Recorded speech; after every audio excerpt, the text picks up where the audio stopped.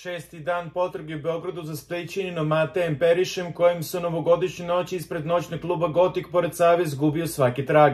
Večernji list u sredu je stupio u kontakt sa jednim od najbližih Matejevih prijatelja. Riječ je o 29-godišnjem Splićaninu koji sa Perišem dugi niz godina radi kao skiper. S Matejem sam u komunikaciji svakodnevno, nije mi govorio da planira da ide u Beograd. Mislim da se to dogodilo iznenada, pao je valjda nekakav dogovor među ekipom. Hteli su negdje da odu zajedno u dobro da se provedu. U Splitu je noćni život usred pandemije relativno slabo, postoji dugogodišnja tradicija odlaska u Beograd među mlađim generacijama.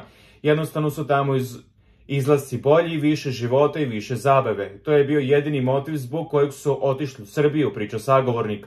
On tvrdi kako je Periš voleo život izlaske, ali to nikad nije prelazilo granice dobrog ukusa ili ustaljenih društvenih obrazaca.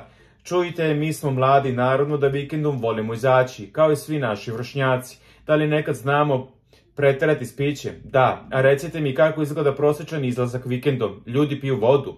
Dakle, treba reći da je Matej izlazio i nikad nije bio vezan u supstance ili ikakve opijati, iako smo mi kao skiperi svakodnevno u doticaju sa tom pričom.